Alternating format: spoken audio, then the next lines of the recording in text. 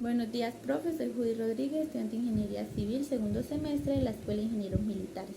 Para el día de hoy, para la materia de Física 1, les quiero dar a conocer el prototipo de mi estructura o chasis de un velero o una embarcación de vela. Los materiales utilizados para mi estructura son varillas de balso cuadradas de 8 milímetros por 8 milímetros, y para anclar cada uno de los vértices de mi estructura utilicé alfileres galvanizados de 30 milímetros. Dentro de mi estructura pues yo puedo identificar las partes de un velero, que son proa, popa, estribor, vador. Estas líneas son los vados. Aquí tenemos roda, aquí tenemos codaste y quilla.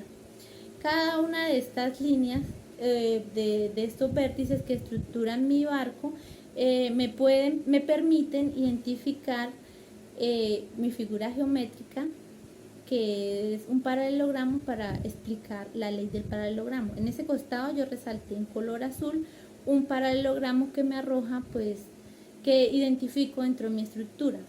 Al girarlo aquí en color violeta tengo otro paralelogramo, y si yo me pongo a analizar mi estructura encuentro otro y otro y otros más paralelogramas dentro de mi estructura.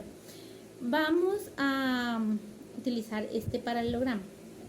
Entonces, ¿qué es la ley del paralelogramo o el método del paralelogramo? Es una técnica geométrica utilizada para la suma de dos vectores. Tengo mi vector 1 y mi vector 2. Es importante pues mencionar que para la elaboración de mi estructura y de mi chasis yo tomé las dimensiones de un velero real y las llevé a escala 1:14, y de esa escala tengo las dimensiones de cada una de las partes de mi estructura.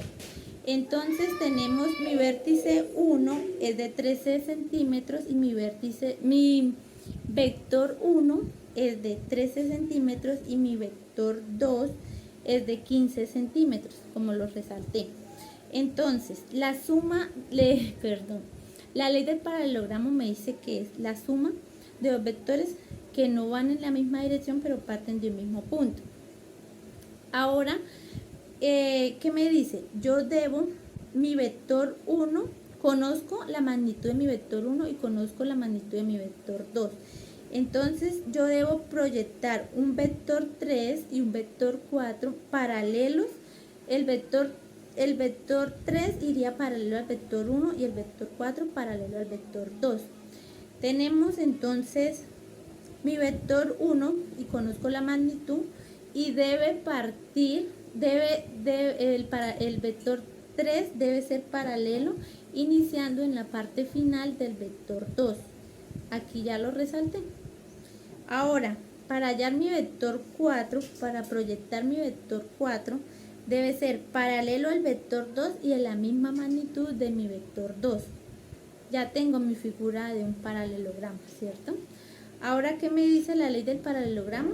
Yo debo hallar mi vector resultante de la suma de mis dos vectores. De aquí a aquí va mi vector resultante.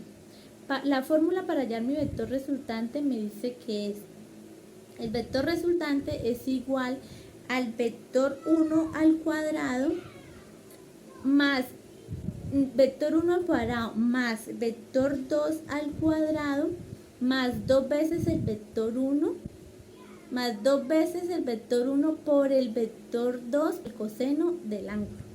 Y con esto hallo mi vector 2. Mi vector resultante, perdón.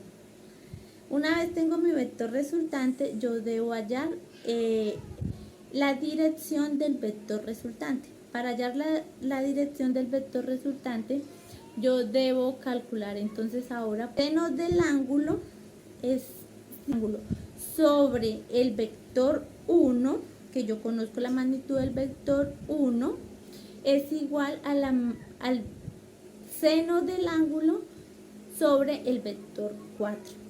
Y con esto yo hallo mi ángulo, o la dirección de mi vector.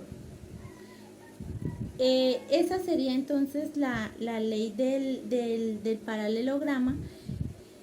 Y como tenemos aquí uno y aquí tenemos otro, tenemos dos y podemos hallar otros más paralelogramas en mi estructura. ¿Qué les puedo decir? La explicación que hice fue una explicación del método gráfico. Sin embargo, yo elaboré pues elaboré el cálculo con el método analítico. Gracias.